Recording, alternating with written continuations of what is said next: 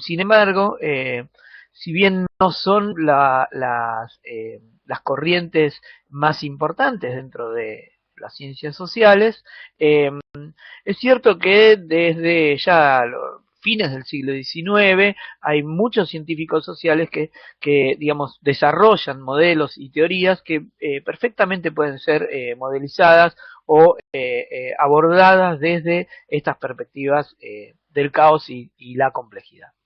Pero bueno, arranquemos por el comienzo, digamos, ¿no? Y si pensamos en términos muy genéricos, los sistemas complejos adaptativos, que ya vamos a definir, pueden remitirse, como todo en ciencia, a la soleada tarde en la antigua Grecia, ¿no? Pensando en filósofos como Heráclito, con su devenir, digamos, y su idea de una dinámica de la vida, como Demócrito, ¿no? Y esta idea, que esta es una idea muy sistémica, de pensar que todo está compuesto de átomos, fue uno de los primeros en mencionar esa hipótesis, y que, digamos, los átomos, lo que planteaba Demócrito es que los átomos son eternos, y lo que cambia es la configuración de esos átomos, cómo se organizan esos átomos es lo que da forma a nuestros cuerpos, al resto de la naturaleza, ¿no? Y que cuando nuestros cuerpos eh, digamos, mueren, esos átomos no mueren, sino que se reorganizan en nuevas entidades, ¿no? Y esta es una idea muy poderosa, que después va a ser retomada. Bueno, el mismo Aristóteles, digamos, ¿no? Cuando hace todos los estudios sobre el desarrollo de los embriones, por ejemplo, ¿no? Y observa cómo son las transformaciones que se van dando a lo largo del el desarrollo de una gallina, desde que es huevo hasta que es adulto, están como prefigurando lo que son lo que van a ser luego en el siglo XX las teorías sistémicas. Si nos venimos un poquito más hacia el siglo XX, vamos a encontrar, por mencionar solo dos filósofos, ¿no?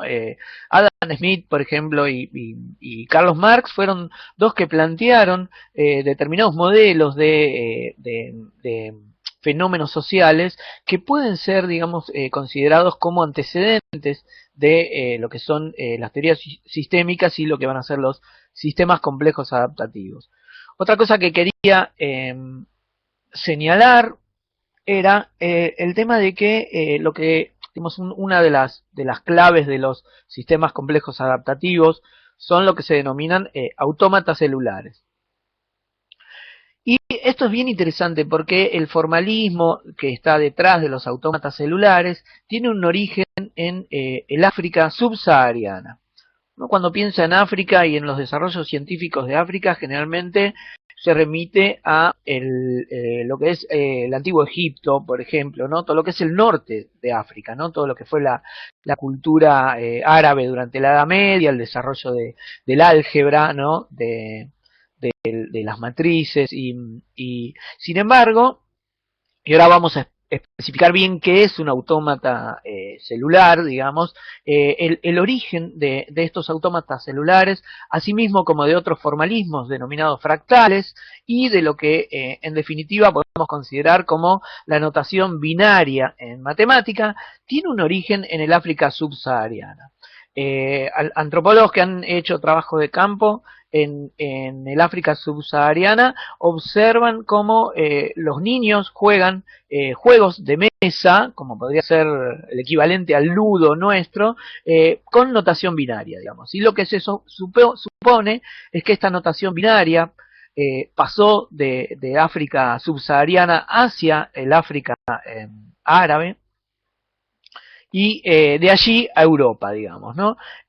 ¿Por qué hablo de notación binaria? Bueno, vamos a ver que esto va a tener una importancia a la hora de definir los autómatas celulares. Simplemente quise dar una mini introducción histórica de lo que hoy nos convoca para que se vea que digamos, en el conocimiento humano siempre hay dependencias de trabajos que hicieron investigadores y culturas anteriores, digamos, ¿no? Y está bueno retomar como la tradición en ese sentido, ¿no? Pero bueno, el tema que nos convoca ahora es el de los sistemas complejos adaptativos. Por lo tanto, vamos a empezar primero definiendo qué es un sistema, después qué es un sistema complejo y después qué es un sistema complejo adaptativo, digamos, ¿no? Para que vaya quedando bien claro a qué nos estamos refiriendo. Sistemas. Un sistema puede ser definido como un conjunto de entidades que están relacionadas. Así de amplio, así de abstracto, digamos, ¿no? O sea, cualquier fenómeno en el que uno pueda identificar que hay relaciones internas entre los componentes de ese sistema, podemos hablar claramente de sistema, digamos, ¿no? Valga la redundancia. Un sistema es necesariamente algo que es abstracto, que no tiene digamos, que tiene una representación, que puede ser representado por determinados fenómenos de la realidad, al cual uno le aplica el concepto de sistema, pero que no tienen, digamos, son modelos abstractos, ¿no? Esto es muy importante tenerlo presente, es importante no confundir lo que un filósofo británico que se llamaba Whitehead denominaba la falacia de la concretidad mal aplicada, que es decir, confundir el modelo con la realidad, ¿no? Hay casos muy claros donde uno no confunde el modelo con la realidad. Supongamos que vamos a un restaurante y pedimos el menú o la carta, nadie come el menú o la carta, digamos. Uno sabe que eso es una referencia al plato que va a venir después, digamos, ¿no? La milanesa con papas fritas tiene una entidad en sí misma y está representada en el menú. Y yo no confundo ese menú con el plato en sí mismo, ¿no? O cuando yo veo, digamos, el otro planteo famoso, ¿no? El de no confundir mapas con territorios, digamos, ¿no? Yo tengo un mapa en mi GPS, digamos, en mi celular, veo el GPS, quiero ir hasta Plaza de Mayo, y yo sé que digamos, eso es una representación de lo que es la realidad, digamos, ¿no? Y es muy importante no incurrir en esta falacia mencionada por Whitehead, de confundir el mapa con el territorio, de confundir el modelo con la realidad, de no confundir el menú con la comida, digamos, ¿no? En general, cuando se habla de sistemas, se asume que tienen un carácter dinámico. ¿Qué quiere decir que tienen un carácter dinámico? Que tienen modificaciones o que se van transformando a lo largo del tiempo. Es decir, que la variable del tiempo ocupa un lugar muy importante. No es necesariamente la única, digamos, variable que permite transformaciones, ¿no? Hay todo un desarrollo, no me quiero meter, pero hay todo un desarrollo de la lingüística de Chomsky, lo que se llama la lingüística generativa transformacional, que provoca transformaciones sin que ocurra la variable tiempo. Pero en general, cuando uno habla de sistemas, se asume que son dinámicos y por lo tanto que el tiempo tiene un papel importante que jugar en esas transformaciones. Si pensamos en el siglo XX, les menciono algunos autores por si les interesa el tema, que empezaron a desarrollar esto de la teoría general de sistemas. Tenemos a von Bertalanffy con su famoso libro La teoría general de sistemas, en donde un poco el interés de él era establecer una suerte de marco teórico unificador de todas las ciencias, tanto las ciencias sociales como las naturales, como las ciencias abstractas, ¿no? Matemática, lógica y ahora computación, todas unidas bajo un mismo paradigma. Y ese era un poco el objetivo de von Bertalanffy cuando desarrolla su teoría general de sistemas. Pero también tenemos que mencionar la teoría de la cibernética, de Norbert Wiener, ¿no? Que es la teoría, podríamos decir, del control, se denominaba teoría del control en algún momento, que tiene también un origen al mismo tiempo en la antropología, en los trabajos de Gregory Bateson, cuando investiga pautas de conducta en la cultura Yatmul de Nueva Guinea, y en donde lo principal de la cibernética es es cómo digamos, lo que es el autocontrol en algún sentido, ¿no? Sería el ejemplo mejor sería el del termostato, ¿no? Algo que reacciona frente a un estímulo externo y en función de ese estímulo lo que hace es corregir, por ejemplo, la temperatura ambiente, digamos, ¿no? El concepto detrás de la cibernética es el concepto de la retroalimentación o feedback, digamos, ¿no? Que también va a ser muy importante en la teoría general de sistemas. Y el otro elemento, estoy siendo injusto, digamos, ¿no? Porque seleccioné tres nada más por razones de tiempo, es el de la teoría de la información de Shannon y Weaver, digamos, ¿no? Que fue también muy importante en el desarrollo de la computación y que entiende, digamos, a la información como una variable fundamentalmente discreta, ¿no? Que son los bits, digamos, ¿no? Donde cada bit es una porción de información. Esto de la cuestión discreta es muy importante y va a tener también influencia en el tema que nos convoca ahora, digamos, ¿no? Retomando entonces, digamos, podemos decir que un sistema es un conjunto de entidades relacionadas que en general tiende a transformarse o a impedir que los cambios lo afecten, digamos, con lo cual está teniendo una relación dinámica y que en líneas generales se va desarrollando a lo largo del tiempo, digamos, ¿no? Pasemos entonces a la segunda parte del concepto, que es el de la complejidad. Yo creo que es la 4. A ver, ahí voy. Bien, complejidad. Para empezar y como para hacer bien, digamos, gráficos en lo que estamos diciendo, decimos lo que no es complejidad. Complejidad no es una entidad que está compuesta por múltiples variables. Muchas veces se asume que algo es complejo cuando está descrito por múltiples variables, digamos, ¿no? Entonces, si yo tengo un fenómeno social, cualquiera, en donde estoy analizando variables como ingreso, nivel educacional, características del barrio, atributos de geográficos, ecológicos, a medida que agrego variables, la gente desde el sentido común suele pensar que eso es complejo.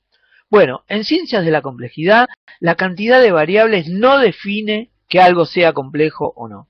En todo caso, cuando tiene muchas variables y como se hace difícil trabajar con ellas, podemos decir que son complicadas, que son fenómenos complicados, pero no complejos, porque complejos en ciencia de la complejidad tiene características muy definidas y que no dependen de la cantidad de variables que se pongan en juego en el fenómeno. Complejo va a ser algo si presenta lo que se denominan propiedades emergentes. Por ejemplo, ¿qué son propiedades emergentes? Son propiedades de todo el conjunto que yo estoy analizando que no pueden ser reducidas al comportamiento individual de cada uno de los elementos que participan, digamos, ¿no? Son fenómenos que parecen como que están por fuera del sistema en el sentido de que no pueden ser reducidos al comportamiento individual. Hay, por ejemplo, por mencionar un ejemplo que no sea de ciencias sociales, digamos, el agua es un compuesto, ¿no? Bueno, Cristian es químico, seguramente sabe 1000 veces más que yo del tema, pero que está compuesto por dos átomos de hidrógeno, si mal no recuerdo, y uno de oxígeno, digamos, ¿no? Pero la propiedad del agua es, digamos, algo que resulta de la conjunción de esas moléculas o átomos, no sé qué serán, y que no pueden ser reducidas a sus particularidades, digamos, ¿no? Se genera un nuevo fenómeno, ¿no? A partir de la interacción entre las partes. Cuando se genera un nuevo fenómeno es que estamos hablando de lo que se llaman propiedades emergentes, digamos, ¿no? Que son estas propiedades generales que no pueden ser reducidas a sus componentes individuales. Ya vamos a ver algunos ejemplos, sobre todo cuando analicemos algunos de los modelitos. Otra característica de la complejidad tiene que ver con la capacidad de los sistemas para generar lo que se llama morfogénesis, que es la aparición de nuevas formas no previstas anteriormente y que emergen como resultado de la interacción entre los elementos, o la homeostasis, que es el mantenimiento de ciertas características, digamos, ¿no? Un ejemplo clásico de homeostasis es, por ejemplo, la homeotermia de los mamíferos, ¿no? Nosotros, a diferencia de los reptiles, mantenemos una temperatura corporal independientemente de la temperatura externa, digamos, ¿no? Nuestro cuerpo reacciona frente a esa temperatura externa, sea frío o sea calor, para mantener más o menos aproximadamente 36 grados, ¿no? Y esto es algo que es general a todos los mamíferos, somos todos homeotermos. Quiere decir que uno puede pensar en el cuerpo humano como un sistema con una homeostasis, es decir, una tendencia al equilibrio, basado en este caso en la temperatura, digamos, ¿no? Otra característica de los sistemas complejos, en este caso de la complejidad, es que presente sensibilidad a las condiciones iniciales. ¿Qué significa eso? Significa que, si bien los sistemas pueden ser deterministas, es decir, que una vez fijas las condiciones iniciales, no interviene el azar y por lo tanto no hay posibilidad de modificar esa trayectoria.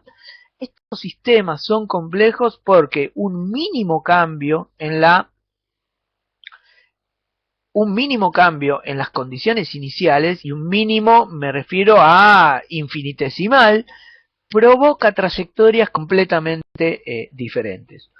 Uno de los ejemplos más famosos en este caso es el de la meteorología, digamos, ¿no? O la ciencia que intenta describir y en la medida de lo posible predecir cuál va a ser el clima mañana o en los sucesivos días, digamos, ¿no? Y el problema con estos modelos es que un cambio mínimo en la presión atmosférica, un cambio mínimo en la temperatura, un cambio mínimo en los vientos, puede hacer variar completamente la trayectoria y que en vez de sol llueva, digamos, ¿no?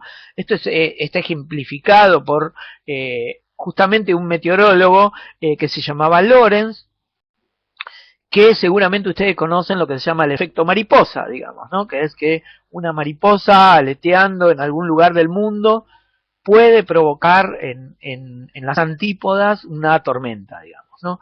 ¿Y esto por qué es? Y porque, digamos, los sistemas son tan sensibles que mínimas perturbaciones pueden originar trayectorias completamente diferentes, digamos, ¿no? Esta es otra de las características de los sistemas complejos. Ejemplos de sistemas complejos tenemos, por ejemplo, muchos algoritmos de búsqueda, como los algoritmos genéticos, que en algún sentido intentan imitar el desarrollo de lo que es la selección natural en la teoría darwiniana, digamos, ¿no? Y que permiten acotar los árboles de búsqueda y obtener resultados que, si fuera por examen de cada uno de los componentes intervinientes, no darían los tiempos para poder analizarlos, y con estos algoritmos se permite llegar a resultados óptimos. Otro ejemplo de sistemas complejos son lo que se llaman redes neuronales, que son unos programas que aprenden en función de, digamos, bueno, determinadas estadísticas que se utilizan y fundamentalmente de cómo van ajustando estas redes lo que se llaman los pesos en función del objetivo al que quieren llegar, digamos, ¿no?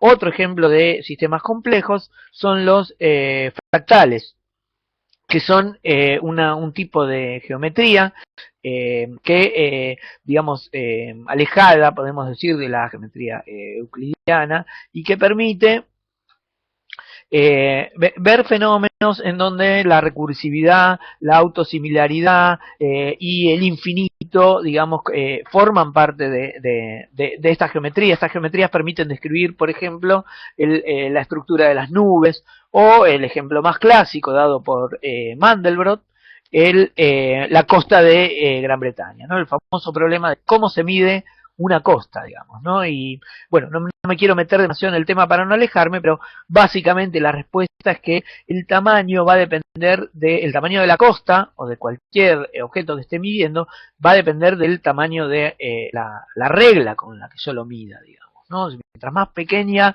es la regla, más grande es el tamaño, en este caso, de la costa, digamos, ¿no?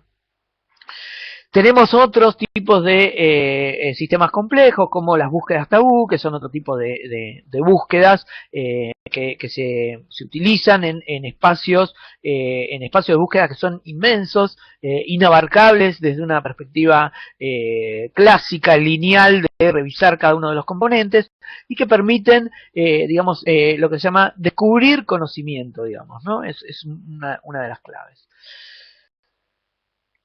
Bueno, llegamos por fin a lo que son los sistemas complejos adaptativos. ¿Y por qué adaptativos? Bueno, básicamente adaptativos porque tiene que ver con que los primeros que se aplicaron tenían analogías con determinados fenómenos de la vida, digamos, ¿no? Y es por eso que se denominaron adaptativos. Los sistemas complejos adaptativos son una clase muy particular de sistemas complejos, que es algo más amplio, digamos. Sistemas complejos adaptativos abarcan los autómatas celulares, de los cuales vamos a ver un ejemplo ahora, las redes booleanas aleatorias, que es otro tipo de formalismo que no vamos a ver ahora, y los modelos basados en agentes, de los cuales también vamos a ver algún ejemplo. Si buscamos en la bibliografía, vamos a encontrar que los ejemplos más clásicos de sistemas complejos adaptativos perdón, son lo que se llama vida artificial, por ejemplo, que es un programita desarrollado por Chris Lanton, que es uno de los próceres, digamos, de las ciencias de la complejidad y el caos, en donde se intenta reproducir en el ámbito de una computadora fenómenos vinculados con la vida, digamos, ¿no? Y en particular con la vida que podríamos decir unicelular, ¿no? Entonces, en estos programitas lo que se hace es se los deja correr, hay reglas que permiten que cada uno de los bichitos creados tenga que alimentarse, pueda reproducirse y tenga capacidad de mutar, es decir, de modificar su forma, y realmente se generan organismos complejos, se generan organismos parásitos, se emulan un montón de fenómenos que se dan en la vida, no solo en la vida bacteriana, digamos, sino en general en el desarrollo de la vida en el planeta Tierra, ¿no? Otro ejemplo es el Life de lo que se llama el juego de la vida de John Conway. Este juego de la vida no tiene nada que ver con el juego tipo Monopoly tan famoso, ¿no? Este ejemplo, estos juegos tipo el estanciero acá en Argentina o Monopoly en el mundo, que eran juegos de tablero, digamos, donde había dados y piezas que iban recorriendo diferentes caminos y en cada uno de esos caminos tenían obtenían un premio o un castigo, digamos. Son los juegos que se llaman estocásticos, ¿no? De azar y determinismo. Bueno, el juego de la vida de John Conway no tiene nada que ver con esos juegos, digamos, ¿no? Se llama simplemente igual, pero ahora vamos a ver qué es. Y para ver qué es, vamos a tener que definir primero qué es un autómata celular, digamos. Abstractamente podemos decir que un autómata celular es un espacio de n dimensiones que está dividido en celdas, ¿no? En donde cada celda puede tener dos estados, puede estar prendida o apagada, y en donde el futuro de cada celda, si va a estar prendida o si va a estar apagada, depende fundamentalmente de lo que pasa con sus vecinos. Las dimensiones del espacio pueden ir desde una dimensión, una línea, 2 dimensiones, una grilla, 3 dimensiones, un cubo, a n dimensiones, digamos, ¿no? En general, los más utilizados, y el ejemplo que vamos a ver nosotros del juego de la vida, está desarrollado en 2 dimensiones, digamos, ¿no? Es decir, que es una grilla, simplemente una grilla. Pero una grilla que tiene algunas particularidades, digamos. Una de las particularidades es que no tiene bordes. Es decir, que si yo en la grilla voy para arriba, aparezco por abajo, y si salgo para el costado derecho, aparezco por el costado izquierdo, que se denomina en geometría un torus, digamos, ¿no? La forma que tiene, por ejemplo, el Pac-Man. Cualquiera que ha jugado Pac-Man sabe perfectamente, digamos, de lo que estoy hablando, ¿no? Cuando uno escapaba de los fantasmitas por la derecha, aparecía por la izquierda, y los fantasmitas también aparecían por la izquierda. O si escapaba para abajo, aparecía por arriba. Esto es porque, digamos, no tienen bordes, sino que están hay una continuidad entre los bordes, digamos, ¿no? Y forman una figura geométrica que se llama toro. Bien, entonces decimos que la más usual es un espacio de 2 dimensiones, es decir, una grilla, en donde no hay bordes. Y tengo que definir lo que se denomina una vecindad, es decir, tengo que definir cómo cada una de las celdas se va a relacionar con los vecinos que tiene alrededor. Formalmente hay 2 tipos de vecindades. Por un lado tenemos la vecindad de von Neumann, que simplemente es la vecindad ortogonal. La vecindad de von Neumann de radio 1 va a tener 4 celdas que rodean a ego, digamos. Yo tengo una celda y la de arriba, la de abajo, la del costado derecho y la del costado izquierdo van a conformar su vecindad de von Neumann. Si fuera de radio 2, tendrían que ser las 2 celdas de arriba, las 2 de abajo, las 2 del costado derecho y las 2 del costado izquierdo, y así sucesivamente. El otro tipo de vecindad es lo que se llama la vecindad de Moore, que es no solo la vecindad ortogonal, es decir, las 4 celdas que cruzan en ángulo recto, digamos, a ego, sino que van a ser también las celdas que están en la diagonal. Por lo tanto, nos vamos a encontrar con que la vecindad, en el caso de Moore, va a ser de 8 celdas. Bien. Las reglas mediante las cuales estos autómatas van a aprenderse o a apagar, es decir, donde las celdas se van a prender o se van a apagar, como decíamos, depende de los vecinos y de reglas que se dan a priori.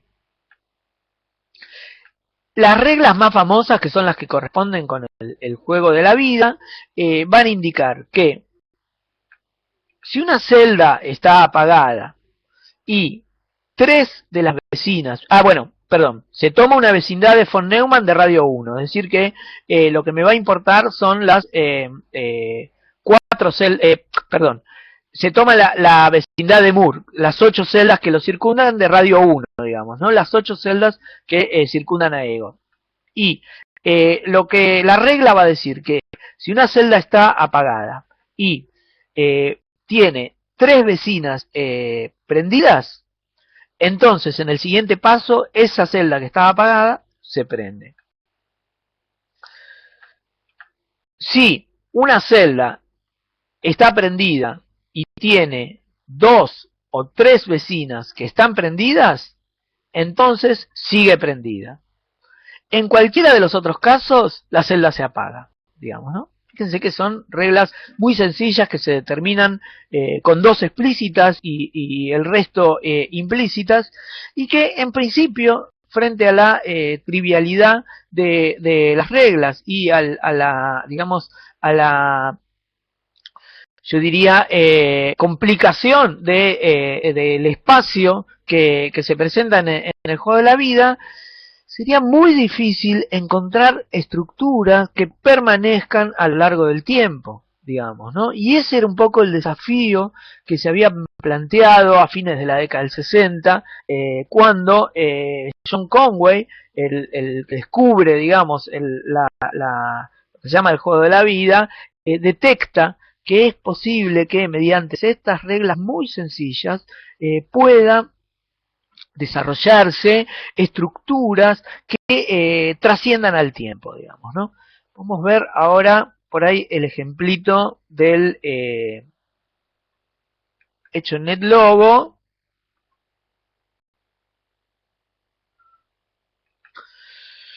Si te parece, Cristian, lo querés correr vos y lo vemos.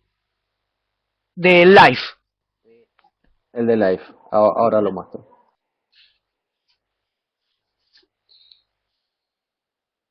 Este ejemplo es un ejemplo hecho en un lenguaje de programación NetLogo, que es un forked, es decir, una separación de lo que era el original StarLogo, que básicamente tiene el mismo tipo de funcionamiento, es decir, tengo una grilla, en este caso de 2 dimensiones,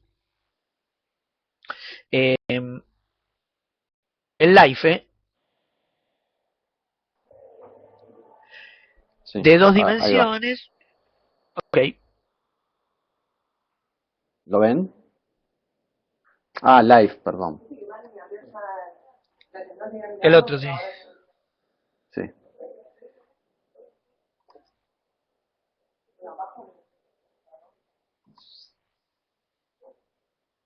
¿Lo Seteo ven? blanco, seteo azar, Sí. ¿Lo ven? ¿Lo están viendo? ¿todos lo ven? Yo lo veo perfecto.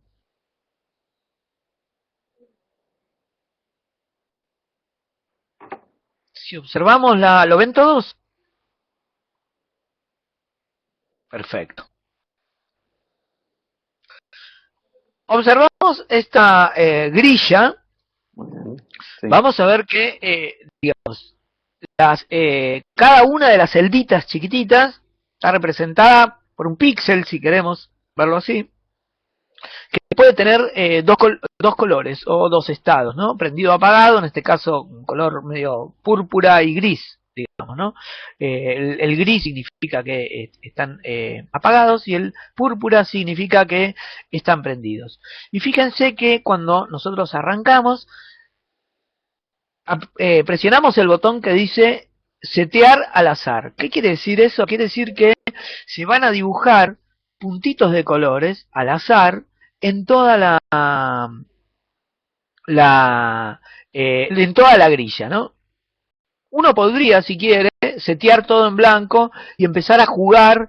Hay un botoncito por ahí que dice dibujar celdas que me permite, digamos, armar las estructuras que yo quiero. Jugar para ver cuáles de las condiciones iniciales me van a generar estructuras estables o me van a generar estructuras que no perduren en el tiempo y mueran inmediatamente, digamos. Entonces, supongamos que yo tengo esta estructura que acaba que está dibujando Cristian y le doy al botón de correr continuamente.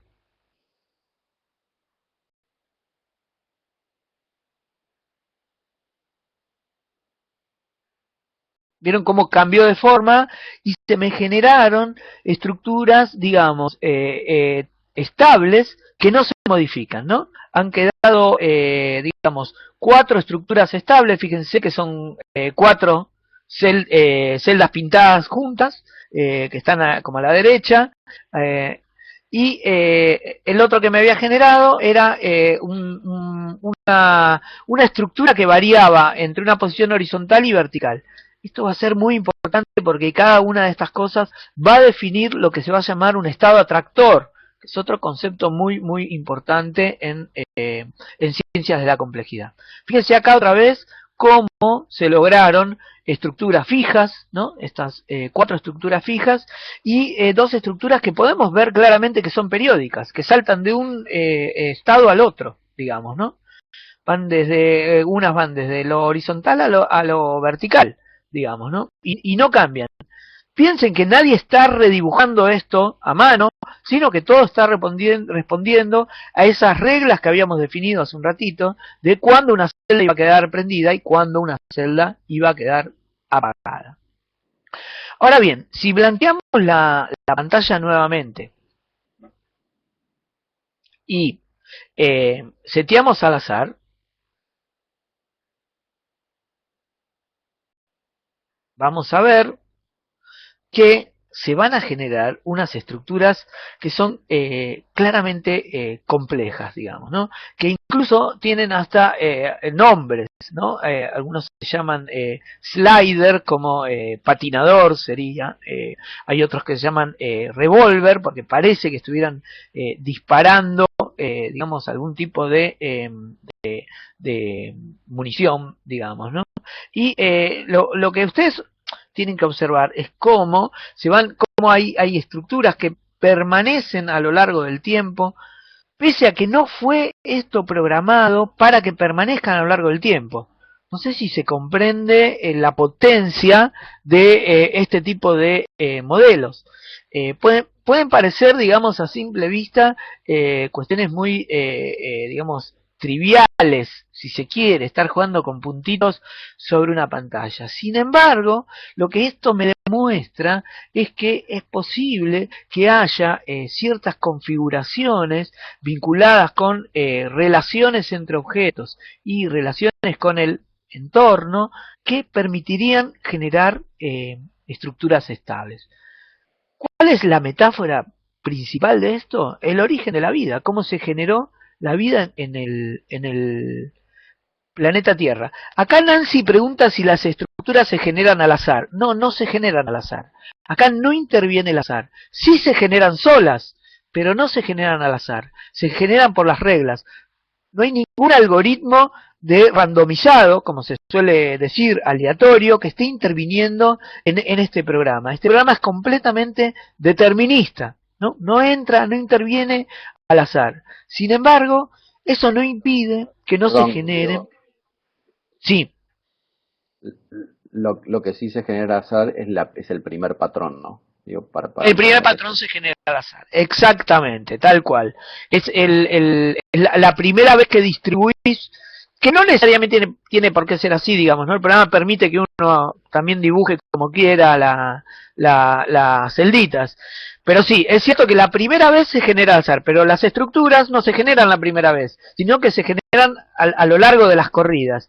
¿Esto qué quiere decir? Que en realidad el azar solo intervino para distribuir las celdas con un color determinado, pero después nunca más interviene.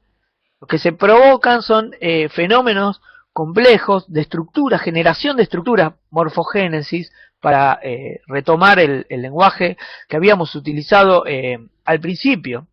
Y esto que parece muy trivial, en realidad está demostrando un poco cómo es posible que a partir de moléculas complejas que se encontraban en esa sopa primitiva, como se llama, al océano que había hace 3.500 millones de años, aparecen estructuras que hoy denominamos bacterias, digamos, ¿no? Es decir, estructuras que tienen la posibilidad de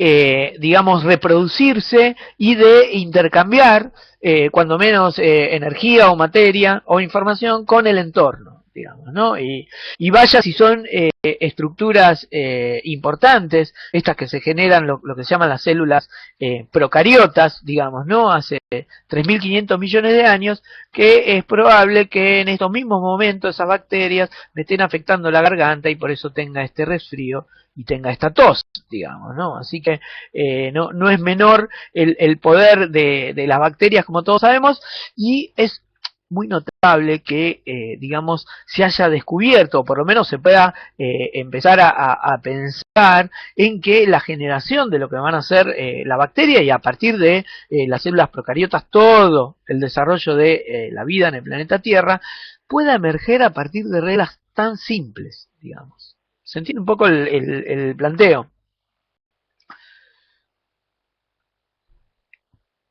Este tipo de formalismos de autómatas celulares permiten entonces indagar en ciertas propiedades intrínsecas de los sistemas complejos adaptativos, que, insisto, digamos, a partir de reglas muy simples, de reglas definidas en dos renglones, permiten generar estructuras muy complejas, digamos, ¿no? Lo cual, esto viene a cuento también de algunos debates que se habían dado en la década del 60 acerca de lo que era la selección natural y la teoría de Darwin, donde algunos, digamos, no sin cierta malicia, enrolados por ahí también en algunas ideas metafísicas, planteaban que la teoría de Darwin no podía dar cuenta, porque le faltaría tiempo, para que se desarrollaran estructuras complejas como el cerebro humano, por ejemplo, ¿no? Y la realidad es que lo que estamos viendo hoy día es que digamos, no solo son las reglas darwinianas las que permiten, digamos, permiten la trayectoria de los organismos vivos, sino que habría ciertas reglas de interacción entre los propios elementos que posibilitan, a partir de reglas muy simples, la generación de elementos muy complejos. Bueno, como nos queda poco tiempo, vamos directo al siguiente ejemplo, que es un ejemplo más propio de ciencias sociales, y que tiene que ver con lo que se llaman modelos basados en agentes. ¿Qué son los modelos basados en agentes? Bien. Después, acá Tito pregunta que quisiera él ver los ejemplos, obviamente, y me parece que es sumamente interesante. Después podemos subir todos los vínculos a los ejemplos, por lo menos en NetLogo, creo que en StarLogo también hay, para que se puedan, digamos, lo más interesante de esto es poder uno interactuar con los modelos, jugar, cambiar los parámetros y ver cómo se desarrollan, digamos, y cómo se modifican. Así que después pasaremos los vínculos y también bibliografía sobre el tema que la verdad que es, por lo menos a mí me resulta apasionante, digamos, ¿no? Diego, Sí. es importante aclararles, bueno, a Tito y a Nancy, que justamente el curso se trata de eso, así que van a trabajar todo el tiempo con modelos basados en agentes. StarLogo Nova justamente es un entorno de programación de modelos basados en agentes, así que todo el curso, todos los modelos con que trabajen van a ser modelos basados en agentes. Así que en ese sentido, quédense tranquilos. Justamente por eso es que hemos invitado a Diego, ¿no? Acá vale la pena retomar lo que decía Diego de NetLogo, ¿no? O sea, los ejemplos que está mostrando Diego fueron hechos en NetLogo, que es un hermano, digamos, de StarLogo. O sea, el StarLogo original se parecía bastante más a NetLogo que lo que se parece el StarLogo Nova, ¿sí? Después hay un poco ahí en el curso de esa historia, pero digamos son los dos entornos, tanto NetLogo como StarLogo Nova, que es el con el que van a trabajar ustedes en el curso, son los dos entornos de programación de modelos basados en agentes, que justamente se eligen para poder modelar este tipo de fenómenos que que presentan comportamiento emergente, como los sistemas dinámicos complejos, ¿no? Corregime, Diego, si estoy diciendo algo mal. Perfecto. Sí, los modelos basados en agentes son un formalismo que se monta sobre los autómatas celulares, pero los amplifican, los mejoran, en el sentido de que ya no solo tenemos una grilla con celdas que tienen dos estados posibles, sino que esa grilla, cada una de esas celdas puede tener la cantidad de variables que a mí se me ocurran, y a su vez cada una de esas variables puede tener el tipo de variable que a mí se me ocurre. La variable puede ser booleana, es decir, binaria, sí o no, pero también puede ser nominal, lo que se llama una variable nominal, digamos en estadística, ¿no? Que es una variable que tiene características definidas como colores, por ejemplo, rojo, verde, sería una variable nominal. Puede ser una variable ordinal, es decir, una variable donde hay un orden de primero, segundo, tercero. Puede ser una variable de intervalos iguales, es decir, todas las variables que ustedes ven en metodología se pueden aplicar a las celdas. Y no solamente a una sola variable por celda, sino todas las que yo quiero. Yo puedo definir, es decir, con esto yo me defino un medio ambiente directamente. Yo puedo tener que en algunas variables haya agua, en otras variables haya tierra. Recuerdo un modelo que hicimos con algunos compañeros de Antropocaos para ver cómo era el comportamiento de los guardavidas en la costa argentina durante el verano, que tiene una serie de características. Y bueno, en el modelo que habíamos hecho había una parte que era océano, donde estaban los bañistas, una parte que era arena, donde estaban los guardavidas que iban a rescatar a la gente que, a los agentes que simulábamos se estaban ahogando en el modelo, digamos, ¿no? Y no solo, si querés mostremos el Sugar Escape, no solo la grilla se torna dinámica y modificable como yo quiero, sino que sobre esa grilla yo puedo montar lo que se denominan agentes, que son entidades que pueden representar cualquier cosa que la imaginación del investigador quiera, y en donde esos agentes a su vez van a tener también un montón de características o variables que yo quiera definir, e incluso características que impliquen, por ejemplo, movilidad de esos agentes. Los agentes ya no van a estar estáticos sobre una celda, sino que se van a poder mover como quieran por el tablero, de acuerdo a lo que yo defina. Y estos agentes van a poder interactuar con otros agentes entre sí, y van a poder interactuar también con el entorno. Es decir, que voy a tener un entorno que interactúa entre sí, voy a tener agentes que interactúan entre sí, y voy a tener agentes que interactúan con un entorno. Con esos tres aspectos yo cubro básicamente cualquier problema que pueda ser representado o simulado con un modelo basado en agentes. El único límite en última instancia es la imaginación de quien esté investigando y las ganas que tenga de programar, digamos, ¿no? Pasa un poco por ahí. Este caso particular que vamos a ver ahora, que se llama de Sugar Escape o paisaje de azúcar, es un... y el poder de la computadora, me aclara a Cristian aquí, y sí, estoy de acuerdo, hemos dejado horas corriendo sistemas a veces para observar algún resultado, conviene hacerlo eso cuando uno se va a dormir para no estar tan ansioso, digamos, y despertarse y ver lo que sucede en la mañana, pero sí, el poder de la máquina es importante. Hablando de poder, no es menor decir que tanto los autómatas celulares como los modelos basados en agentes son Turing completo, ¿no? Esto quiere decir que cualquier cosa que sea computable,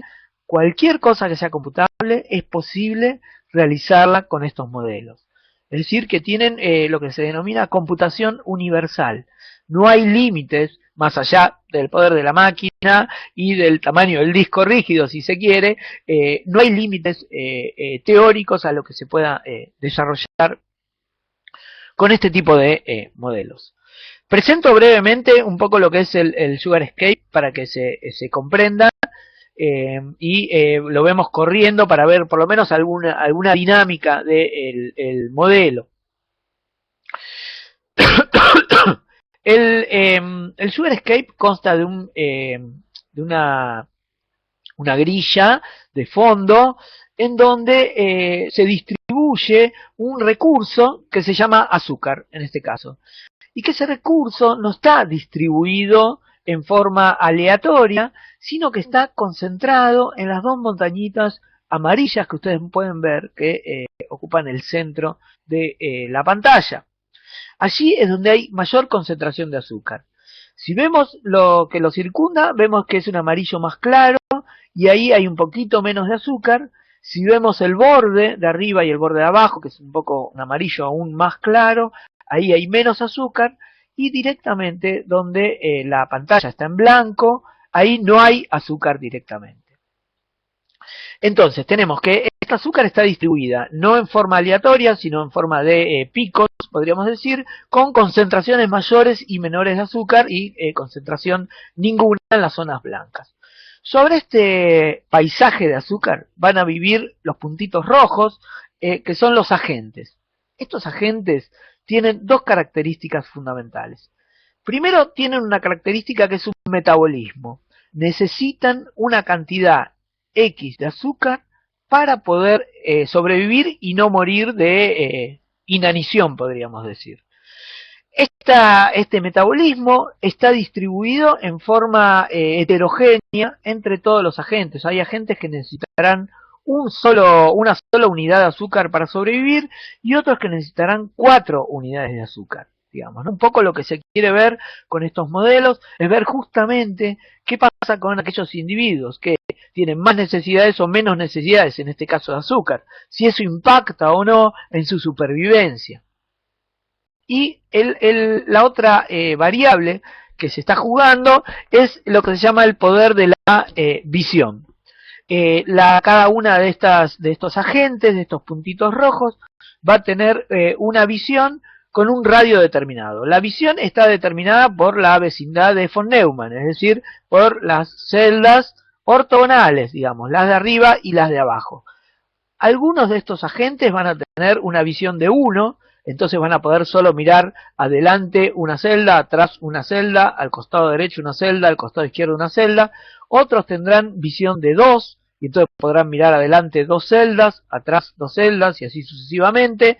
O podrán tener hasta 4 o 5 celdas de visión. La regla que regula a estos agentes va a indicar que el agente, en función de su visión, va a observar y va a retener de todas esas celdas que recorra con la vista, en cuál hay la mayor cantidad de azúcar.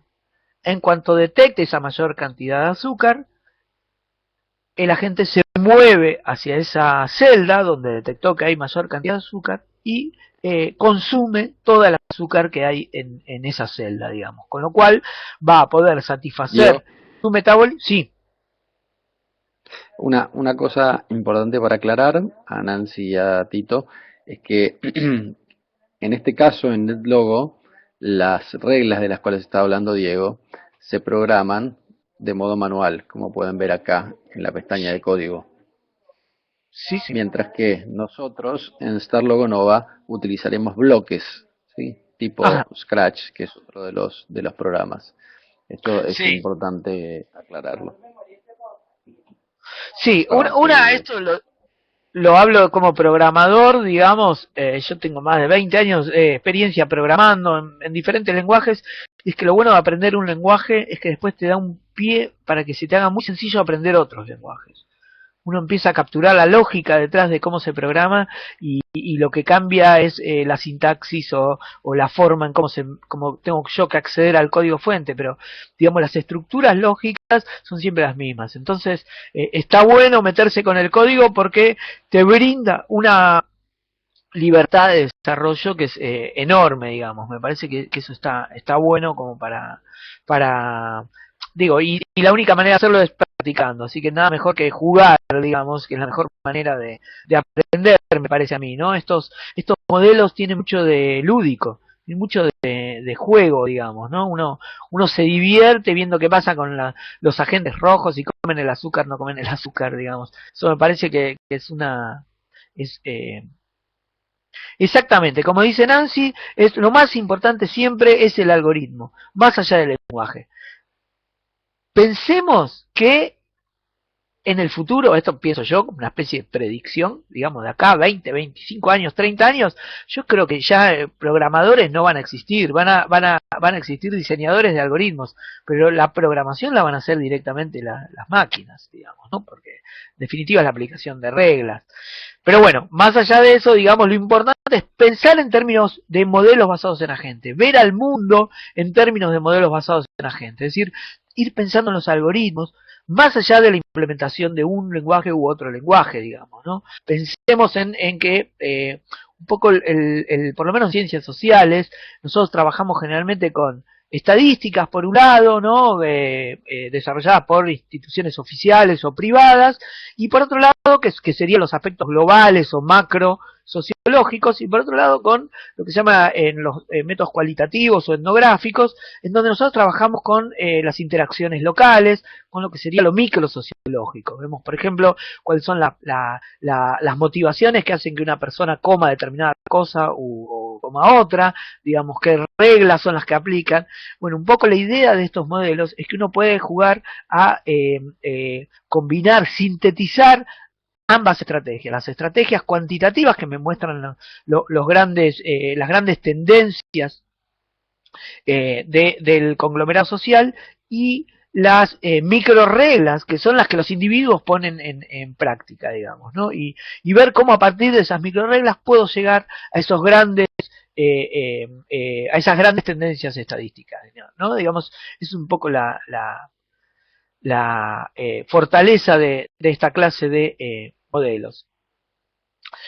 Para cerrar con el Sugar Escape, por si quieren jugar un poquito, ver esta cuestión de que lo que se hace es cuando se lo pone a correr, cada uno de los agentes de estos puntitos rojos va a seguir la regla de la visión, y fíjense cómo a medida que corre se van a ir tratando de acomodar en los lugares donde hay mayor cantidad de recursos, en este caso de azúcar. Algunos que no van a llegar van a perecer, digamos, y lo que es interesante es que lo que define acá tu supervivencia no es tanto los atributos que vos tengas como un metabolismo bajo y una visión alta, sino fundamentalmente la posición que vos ocupes en la estructura. Es decir, si vos naciste en el medio de de la cantidad mayor de azúcar, por más que tengas un metabolismo muy alto y una visión muy pequeña, igual vas a sobrevivir, digamos, ¿no? Esto los autores Axtell y Epstein lo usaron, por ejemplo, como críticas a lo que se llama el darwinismo social, lo usaron como para demostrar cómo las distribuciones del ingreso dependen de condiciones a priori como una estructura y de las interacciones entre los individuos, digamos, ¿no? Bueno, acá, por ejemplo, ¿qué modelos basados en agentes se podrían trabajar en la escuela? Yo, antes de ponerme a programar, revisaría los modelos que hay, tanto en StarLogo, como en StarLogo Nova, como en NetLogo, como en cualquier otro lenguaje. Y algunas cosas son bien interesantes, por ejemplo, son de tráfico, ¿no? Ver cómo funciona el tráfico. Hay varios modelos sobre esos. Hay otros modelos, por ejemplo, bien interesantes de cómo se hacen, por ejemplo, evacuaciones en lugares como donde hay mucha gente, como puede ser un estadio de fútbol o una estación de tren. ¿Qué pasa si hay un accidente, o qué pasa si hay algún problema y la gente tiene que salir corriendo, digamos, cuáles son las mejores formas para que la gente no se agolpe, digamos, ¿no? Entonces, a veces poniendo cosas que son antiintuitivas, se mejoran muchísimo los fluidos, porque en definitiva se pueden tomar, por ejemplo, las problemáticas sobre escape como fluidos, digamos, ¿no? Acá Cristian menciona que, por ejemplo, se van a trabajar cuestiones con cambio climático. Está bueno porque estos lenguajes vienen generalmente con ya funciones preparadas para dispersión. Entonces uno puede hacer dispersión de contaminación, por ejemplo, ver cómo se reacciona frente a eso, reacciones químicas, bueno, epidemias, digamos, ¿no? Que incluso epidemias tratadas de diferentes modelos, como el modelo estadístico SIR, pero también se puede usar como modelos de redes, y no solo de epidemias, sino que también se puede trabajar, por ejemplo, con modas. ¿Por qué se pone de moda los pantalones verdes? ¿Por qué se pone de moda el pelo estilo Neymar, digamos? Uno puede simular esos fenómenos, y la verdad que no hay un límite a lo que se puede modelizar, digamos. El límite está dado por la imaginación, digamos. El único obstáculo acá real es la imaginación. Acá Tito pregunta cómo se simula en la computadora.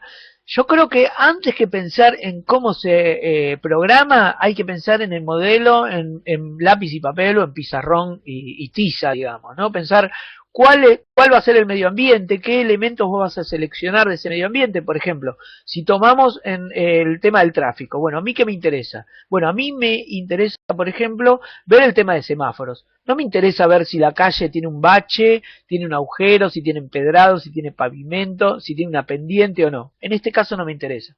Me interesa solo ver el flujo del tránsito, entonces lo importante acá va a ser el semáforo, digamos, ¿no? Y lo que voy a ver es cómo es que reacciona un auto frente a si tiene un auto adelante, atrás o al costado, digamos, ¿no? Si cuando arranca, cuando frena, la velocidad a la que viene. Es decir, yo voy a tener que hacer una abstracción del fenómeno de la realidad, generalmente en función de un marco teórico que me va a decir qué elementos de esa realidad van a ser los importantes y cuáles no, digamos, ¿no? Esa es un poco la idea de estos modelos. Parece que la clave está un poco en pensar en términos modélicos, en pensar en términos de interrelaciones, en pensar en estos términos abstractos, y no solo pensarlos, sino fundamentalmente, como dice Epstein, hacerlos explícitos, para que no quede nada en el terreno de la ambigüedad. ¿Se entiende? Déjame, Diego, Sí. déjame hacer un pequeño aporte y corregime. El modelado basado en agentes también tiene algo interesante para aportar en lo que es si se quiere, el conocimiento de las ciencias a nivel escolar, ¿no? Que tiene que ver con que la mayoría de las veces que nosotros trabajamos con modelos en la escuela, se trata de modelos matemáticos que Ajá. asume que todas las entidades son homogéneas, es decir, son todas iguales y que se comportan todas de la misma manera como un conjunto. Entonces nosotros modelizamos a partir de reglas que tratan con el conjunto y no con los individuos. Entonces es interesante poder ver de qué manera fenómenos iguales pueden abordarse de modos distintos y tan distintos como el modelado basado en agentes o la modelización más tradicional, y ver qué es lo que sucede con los resultados, ¿no? Entonces la modelización basada en agentes justamente lo que trata es de las individualidades, ¿no? Y establece reglas sencillas sobre los individuos en particular. Exactamente, porque cuando uno trabaja, por ejemplo, con estadísticas, básicamente lo que espera es que haya cierta homogeneidad, porque si la distribución con la cual yo trabajo es muy heterogénea, si el desvío es más grande que el promedio, estoy en un problema, digamos, no me sirve como modelo. Entonces yo asumo para poder tener medidas de tendencia central que hay cierta homogeneidad.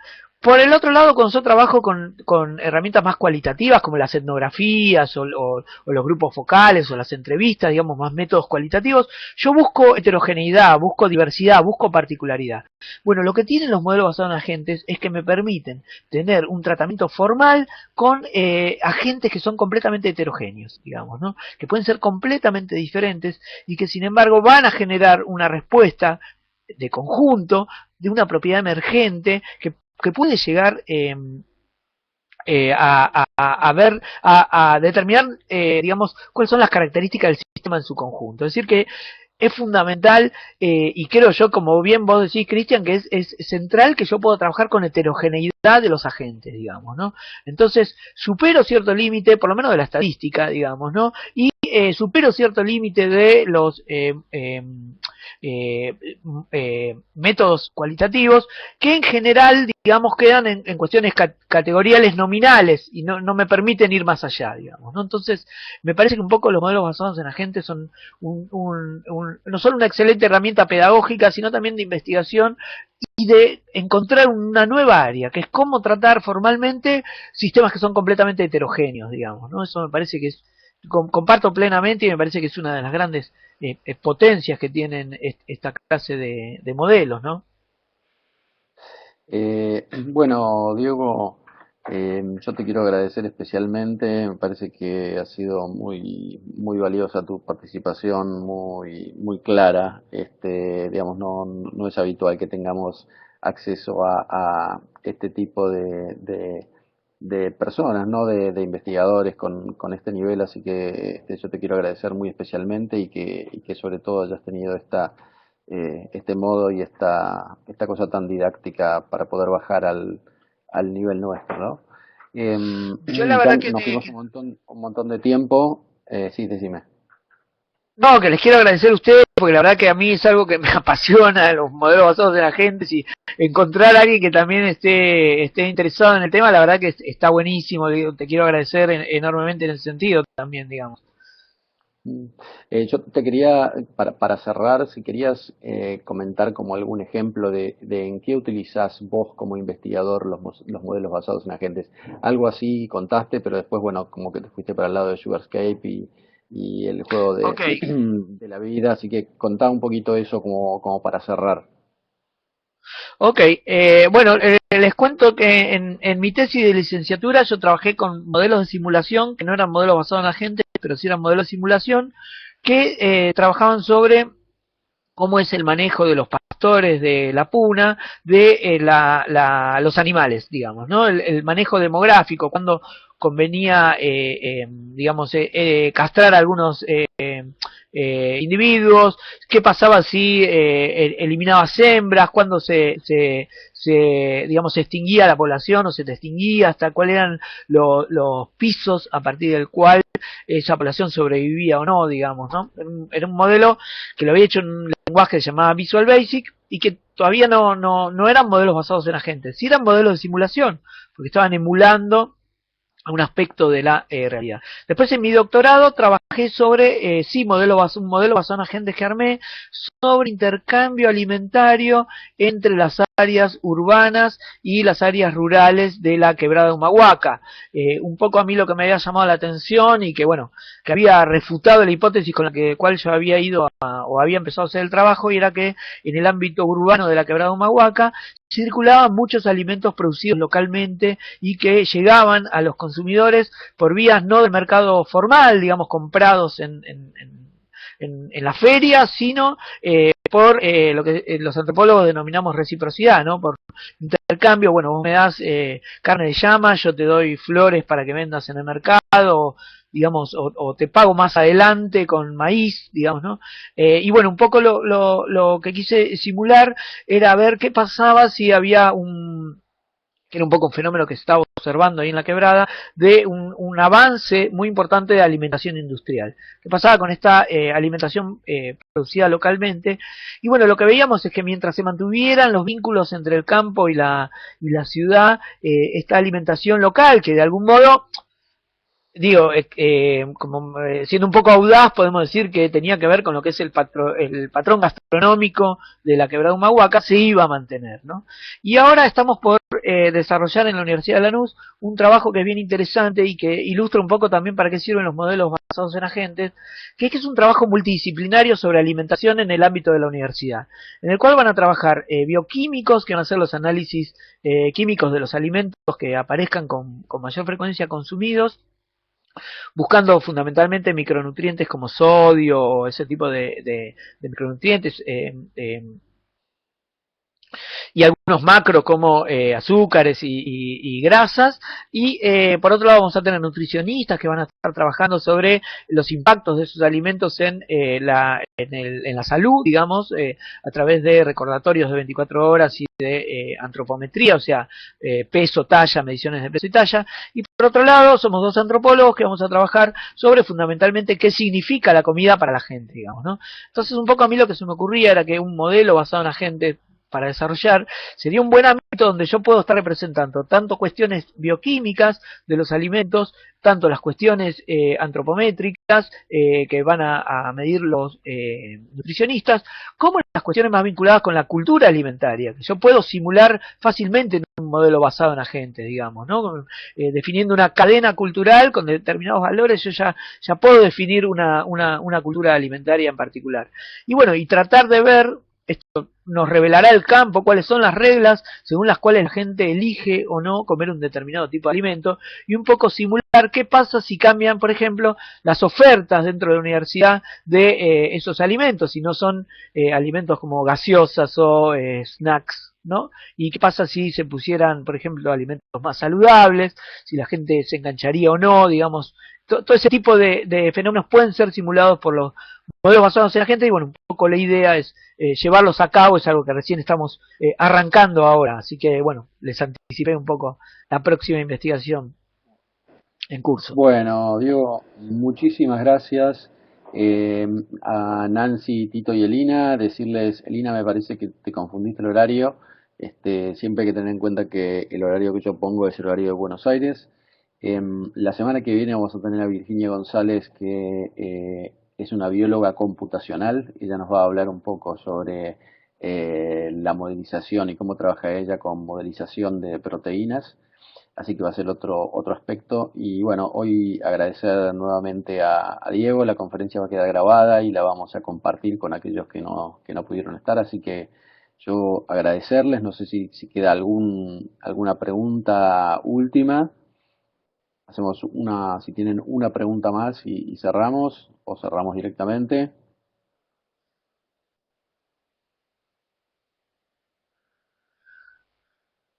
Yo, bueno, nada, les agradezco realmente porque la verdad que está buenísimo que se hagan este tipo de cursos acá. Me parece, Cristian, que tu trabajo en este sentido es pionero y está buenísimo porque en general los cursos que uno hace de esta naturaleza los hace en inglés y bueno, nada, en el MIT o en el Instituto de Santa Fe o en algún otro lugar y la verdad que está buenísimo que empiece a haber algo en español para nuestra comunidad de esto, la verdad que me parece genial lo que estás haciendo, te agradezco aparte que me hayas invitado, ¿no?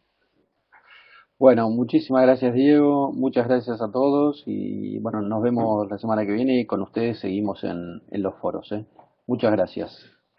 Muchas gracias a todos, saludos y bueno, yo ahí dejé en la presentación del PowerPoint mi correo por si alguien me quiere escribir alguna duda o lo que necesiten. ¿Eh? Y vamos a compartir los materiales también, la bibliografía.